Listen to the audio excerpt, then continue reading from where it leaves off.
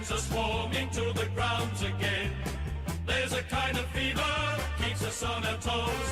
Hear the fans are roaring as the whistle blows. Oh, it's pouring and your team's behind. Still you never throw in the glove, 'cause it's football season, and that's the reason it's the time of the year that we love.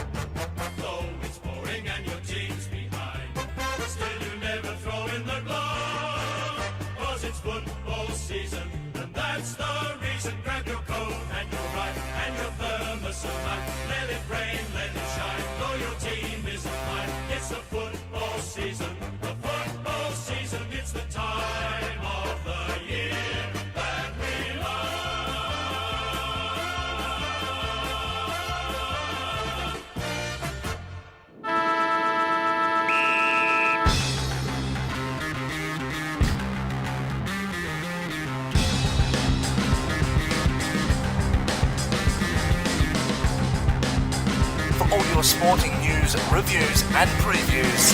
This is the Sports Desk.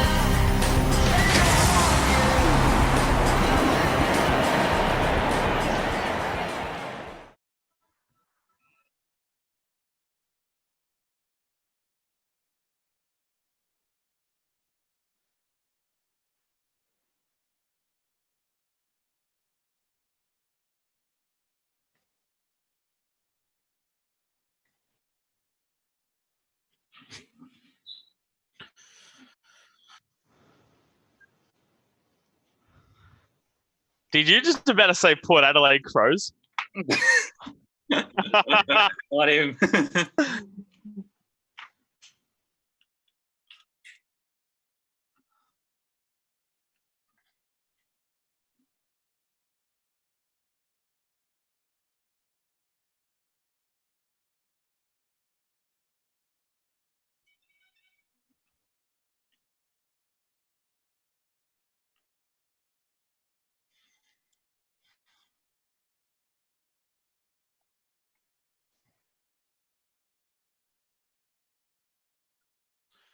I mean, I'm not.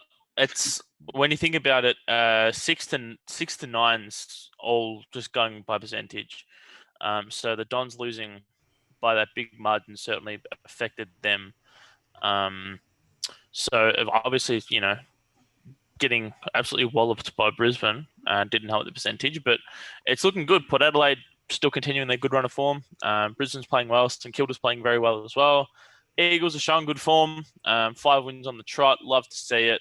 I don't know. It's going to be interesting the next few games, especially tonight with Port and the Doggies, and then the Tigs playing tomorrow. So it's going to be a good test for all these teams to see how they're going to shape up within the last couple of games of the scheduled rounds that we've got so far. Yeah, definitely. All right, well, let's get to our moment of the round, showing a few clips that we enjoyed over the last round 9. And I'm going to start off with mine, a big story. I mentioned it last week, Mad Jack Daw. And he kicked a goal on the weekend, and the team all got around him. It was a great footy story. Great to see him back, and it topped it off was a great win for North Melbourne.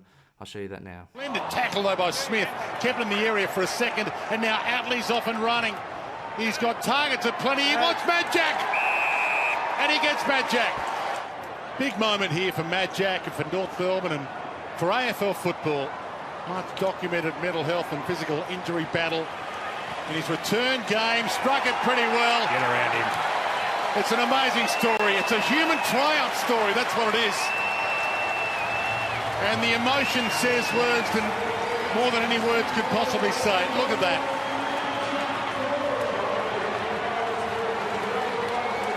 That is beautiful. So, yeah, fantastic footy story there.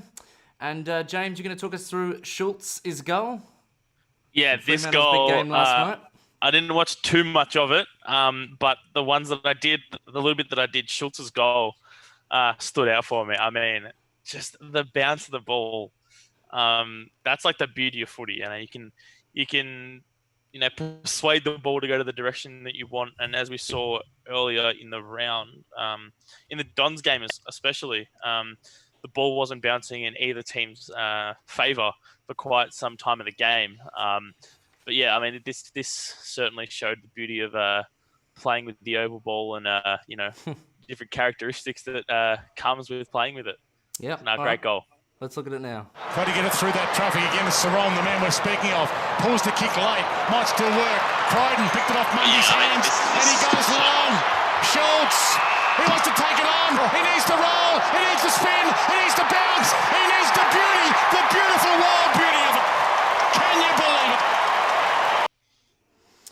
And, Jay, let's talk us through Dusty's amazing goal from the boundary.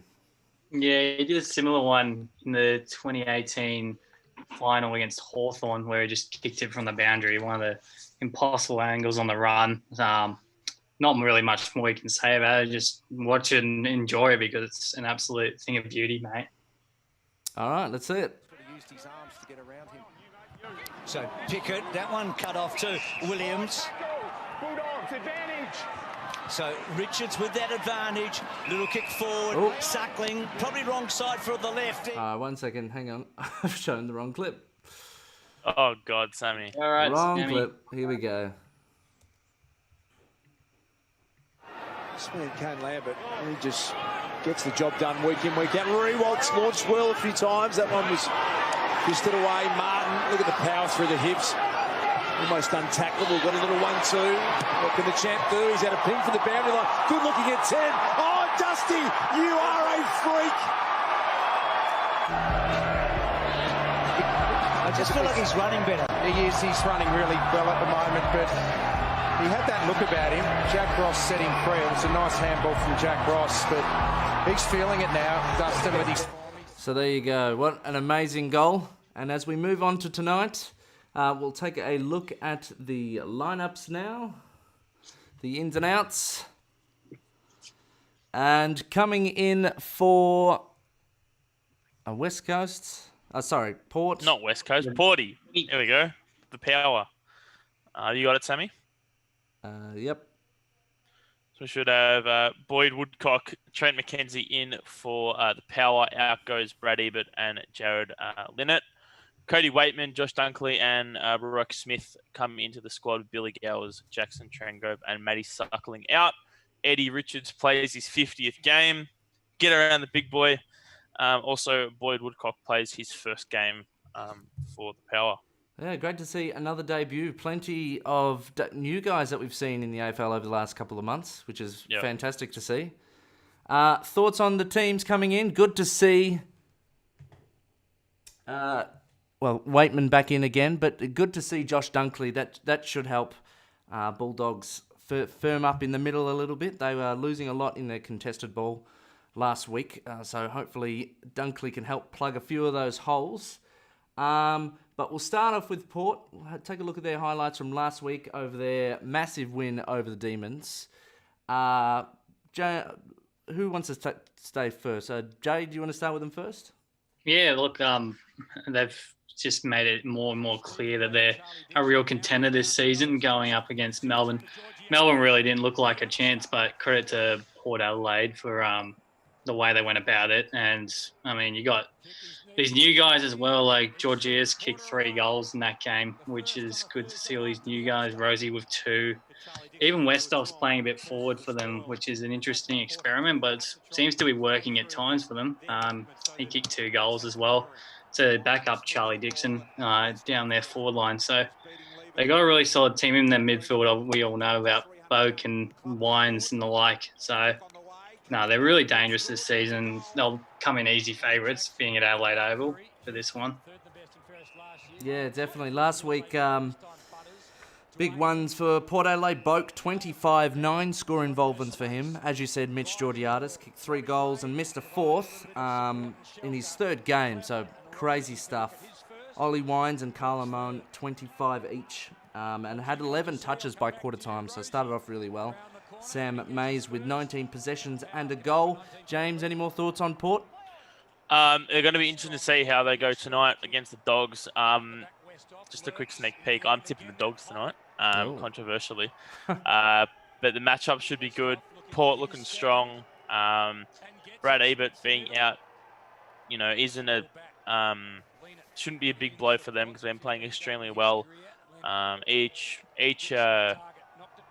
line, it would be backs, half-backs, centers, whatever.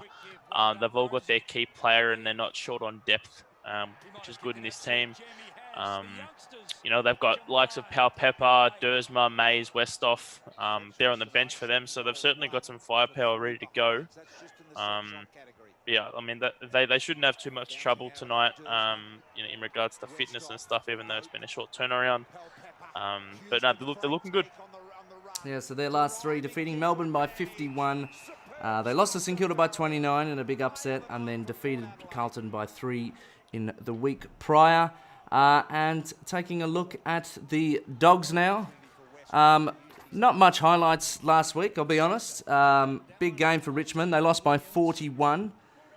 Jack McRae, though, in his 150th game, was one of the few Bulldogs to step up, gathering 37 disposals. Caleb Daniel, 22. Mitch Wallace, 3 goals, solid from him. Their last 3, they defeated Gold Coast before that by 5, and Essendon by 42 the week prior. As we said before, Josh Dunkley back in. Matthew Suckling, a big out, 6 weeks with hamstring. But hopefully they can step up after a disappointing performance from them last week. Thoughts on the Bulldogs? Yeah, I agree. They were disappointing last week. It's not good because I think they came a win off Gold Coast the week before. So they looked like they had some form coming in against injury-plagued Tigs, but they're still a team that's got a big question mark over them out of the contenders for the 8. Obviously, the 8's still very tight at the moment, and percentage is going to play a big part. So I think they're sitting on about 93% in the Bulldogs, so they really need to start boosting it up to 100 as quick as possible because the season's going really quick, especially with the footy festival we're with at the moment. So, hopefully, as you said earlier, the like of Dunkley coming back into that midfield will help boost him a bit. I think Bontempelli was disappointing last week as well, so hopefully he can get going and maybe play a bit time up forward. So I'll see how they go tonight. Yeah, I don't know. I like the Dogs. I like where they're going with their footy. They're playing good footy. Certainly, I always date back to the Essendon game where they just had an absolute field day. And this is being completely non-biased. They were clearly just amazing. And yeah, there is a big question mark, like Jay said, on them. They've got a few injuries. I don't know. I think the way that they're lining up with they're putting trust into Waitman and Rourke Smith as well in the back line. I don't know. I think I don't know if it's too much trust in Waitman, seeing he's new. He had a good game against the Dons, and then he had a bit of a average game the game after. I don't know. It's one of those big question marks again, like you said, Jay. But I don't know.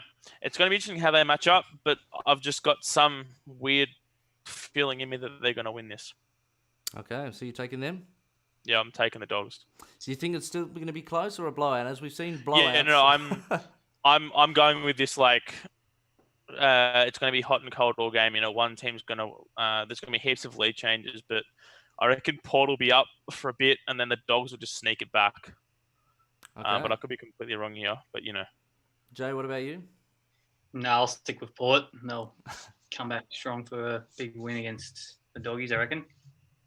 Yeah, I have to say, can't argue with Port. The only hurdle they've had is St Kilda, or almost the Blues. But they're looking strong at the top, so can't argue with that. Hopefully it's a close outing though. But we will move on to the rest of round 10, which is weirdly enough from Monday to Friday this week. And round 11 kicks off on Saturday. So if you haven't been paying attention to the footy festival, it's all week this week and continues tomorrow night. On Tuesday night, it's Richmond taking on Brisbane Lions at 7:10. The ins and outs are Vlosten is scheduled to go back in for Richmond, Markov being omitted, and the Lions, Jack Payne, a debut, coming in for Grant Birchall.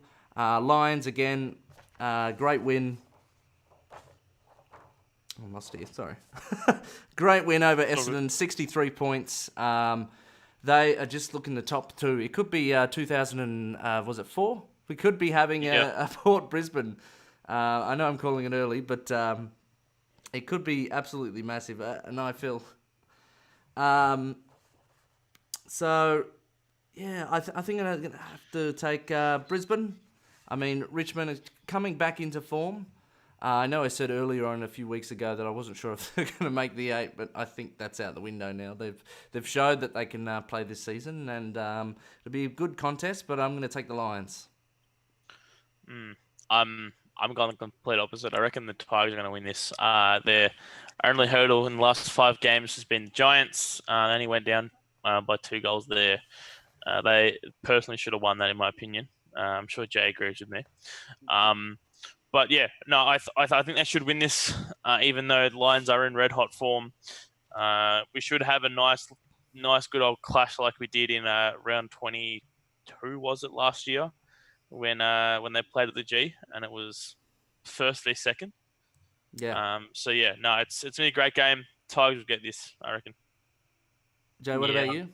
Yeah, look, I think we should, but Brisbane's a very challenging team. They're exciting to watch. And the likes of obviously Charlie Cameron kicked 3 or 4 goals last week. So there's a lot of firepower on that forward line that we have to be wary of, and hopefully our defence can get it done. Floston's 150th game, so extra motivation for them to get it done, I reckon. Okay, great.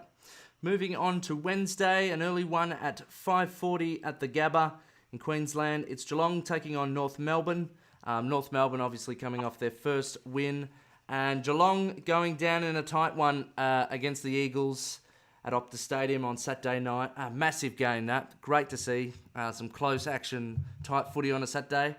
I'm going to take Geelong. I mean, I know North a fantastic win, but after, 6 losses in a row. And Majak coming in has lifted the team's spirit. So hopefully they attack the game and show us a bit more of the ruse that we haven't seen this season. But still pretty confident that Geelong will get over the line on that one. Yeah, I cannot see Geelong losing this one. Yeah, same, yeah. They'll get done.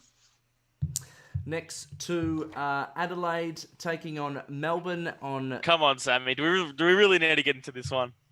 like, do we really need to? What? Yeah. Do we really need to get into this one? I mean, it's pretty blatantly obvious who's going to win this. Adelaide? Is it? Well, Adelaide's going to win this. You know what? If they win, get this and quote me next week, because that's it'll be an upset, honestly. I can't see Adelaide cracking a win in the next couple of games at all.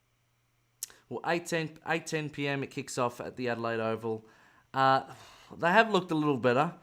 Melbourne are going to be too strong, though. They've been pretty impressive in the last couple of weeks, even though they're not getting some of the winning points.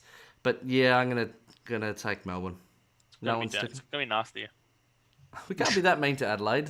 It's just their own fault. That's all it is. It's just facts. Their own fault. I think Melbourne. Okay. Next to Thursday, it's Collingwood taking on Sydney at 5:40. Another early one. Collingwood. Oh my God, 2 losses in a row. I've never seen Collingwood like this. Well, not in recent times, but yeah. Oh God, they probably should Dockers bounce were back. better last week. Dockers were massive. The last, I mean, when you think about it, that they're playing, the two teams in the West, who it's their home grounds. They struggled last week. I mean, even though they only lost, by 2 kicks, it's still one of those games where Port were just not Port. The Dockers were just the better side, and then the Eagles just showed them up the week before. I think having a team that's not based in the West, because we all know that the West is a fortress for both sides, and it's a bit like a cray pot. It's like a cauldron there. It'd be nice for them to get up to the Gabatoir, face the team who's not their home ground, play in a neutral venue. Collingwood should get the dub here. Yeah, I think so. Yeah. Sydney struggling. Sorry, Jay. Going down by 53 to St Kilda last week. Just when they looked like they were kind of climbing back up the bottom half. But yeah, Collingwood for me. What about you, Jay? Yeah, look, it's interesting because Collingwood's got a lot of travelling to do. They've gone from Perth to Brisbane, and I think they go to Adelaide the week after, and then they move back to Queensland. So they got a lot of travelling coming up as well for them, even though they're playing sides in the bottom half. It's going to be a good test for them to see if they can really make a claim for the 8. But I think they should be able to get it done against Sydney. Cool. Next to the Gold Coast Suns taking on St Kilda at 8:10, also on Thursday. St Kilda, massive win over Sydney. They're looking the goods. Suns, disappointing loss against the Giants, going down by 26. I still don't doubt those young guns, though, that they've got coming up. They're going to be very strong in, maybe not this season, but in the seasons to come with the young talent that they've got. I think this is going to be a very close one, but I'm going to give St Kilda the edge on this. Yeah, Saints are going to win this. I mean, the Suns have had a great hype and a great start to the year. They've always got a cult following here in Melbourne. We've seen a lot of memes circulating around Matt Rowell. Obviously, he's now a analysis coach or something like that. They've given him something to do while he's out. I don't know. I think this will be their best ever finish this year, though, without a doubt. They're playing good footy, and they're only just losing when they're losing. So it's positive for them. But the Saints are just looking unreal. I mean, this is stuff from 2010. With when they had that almost undefeated season, and they only lost in, I think it was around 17 to Essendon, and it was by the last kick of the game or something like that where Rewalt missed. So they're playing some real good 2010 footy, I reckon. Okay, Jay. Saints, you can't go wrong with them. I think they had 5 multiple goal scorers last week against Sydney, so they've got so much firepower as well. Port Adelaide, their 4 and Brisbane's 4 lines, and it's sitting them really well, and they're sitting comfortably in the top 4. That can help them obviously boost their credentials to a top 2 position, which would be incredible for Saints fans. So I think, they'll get it done. I'm back in Max King to kick another bag, I reckon. Right. All right. And to finish off round 10 on this Friday, August 7th, it's Essendon taking on the Giants at 7:50 at Metricon. Essendon getting dismantled by Brisbane, and Giants coming off a decent win against the Gold Coast. Going to take the Giants. They've come back into town. Essendon, I'm not confident on at all. James? Yeah, no, I'm not confident. I mean, we got ripped apart last week. Cannot see us bouncing back. I don't know. I don't know what's not gelling. Umpires were rubbish last week as well for the whole round, not just being biased for the Dons. Whole round, they were just absolutely disgusting. Well, arguably, I'd say the season pretty much. That's the worst I've ever seen. Yeah, umpires. but more this last round, it stuck out way more. I mean, we saw that Andrew McGrath incident where he had clear option of not even having to dispose of it. They were holding him in. He was visually making an effort to get rid of the ball, and they called it holding the ball. Ridiculous call. We saw in the Dogs game as well. There was a call where there was a little bump going in the left forward flank for them, and it was a he turned his back to the ball, but it was almost like, but he still marked it backwards because he saw it coming, and he just nudged into the player, into the defender, and the defender's been given a free kick for an off-ball push. Like, what is that? Like, as I think it was Andy Marr and SEN was saying the other day that the umpires just got nowhere to go. They're all more just like, I don't know. It's like they've being banished, if you know what I mean. Like, no one wants them, and when they're just getting a bad rap for them. And I think it's going to be like that for the whole season, if I'm honest. Okay. A couple of questions before we round up and finish off tonight. One from Caleb here. Who have you got for the rising star at this point? Caleb Sarong is firming nicely. James or Jay, who wants to take that one? It's early to say. I don't know. Well, obviously Gold Coast have 4 at the moment, but I don't know if any of them will actually win. Obviously Matt Rowell's injured, so he won't. Rankin's dropped off a bit since his little hype that he had at the start. And Georgius, who's playing tonight, if he can make a claim with another good performance tonight, I really think he could be a contender along with Sarong if I had to pick. But yeah, as James said, early days and still plenty of nominations to go. Yeah, I mean, you could have one game where you have an absolute blinder, but then the next game you're quiet. It's going to be one of those things where we need consistency, and we saw it last couple of years. And I think towards the end of the season we'll see it. But also before we move on, I'm just going to read some comments here from some people. Jack Moon, one of my mates I go to school with, says Sydney will win. He's a Swans man, so he's confident that his boys will get up. Who else? I'm getting comments from Tyler.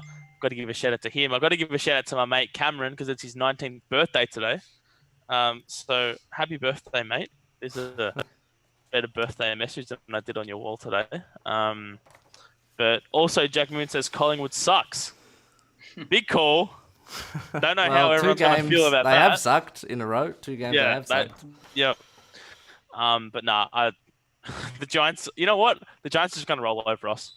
And if they don't, I'll be a happy man. Oh, well, we better wrap up. The teams are out on the field and bounce is not too far away.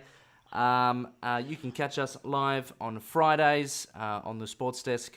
We've also put a podcast as well as the Wednesday team. They've got a live show as well, kicking off at 9 a.m. on SYN and those platforms below. But thank you for joining us. We can't wait to bring you more of the footy frenzy action when we join you to preview next week when we preview round 11, which is almost simultaneously kicks off straight away. But it's been big fun, and I hope you can join us on the podcast. But massive game tonight. Massive game tonight.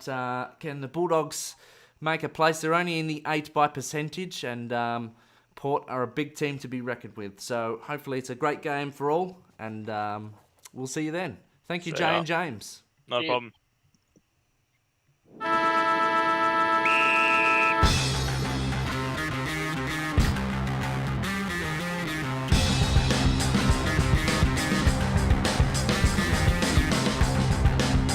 For all your sporting news, reviews and previews, This is the Sports Desk.